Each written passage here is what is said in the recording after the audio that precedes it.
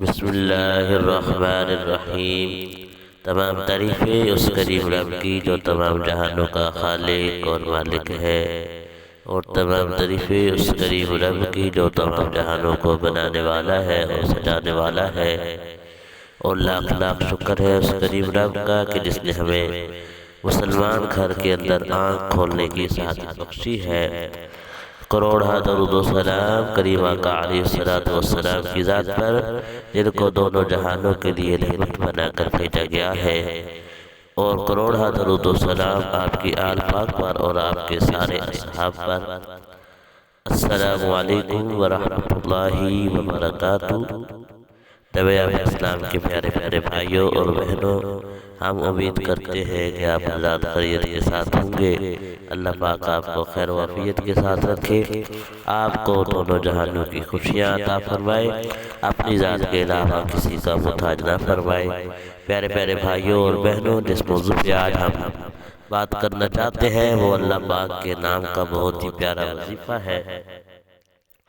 اس وظیفے سے انشاءاللہ آپ کے بہت سے مسائل حل ہونے والے ہیں۔ وظیفہ کی طرف جانے سے پہلے آپ سے حسب معمول ہماری گزارش ہے کہ ہمارے چینل طبیعت اسلام کو سبسکرائب کر لیں، گھنٹی والے بٹن کو دبا دیں تاکہ ہر نئی آنے والی اسلامی معلوماتی ویڈیو آپ کو مل سکے۔ پیارے پیارے بھائیوں اور بہنوں، وظیفہ ہے یا اللہ، اسم اعظم ہے رب کا، یا اللہ۔ انشاءاللہ اسکرین کے اوپر بھی لکھا ہوا آئے گا، یا اللہ یہ وظیفہ ہے۔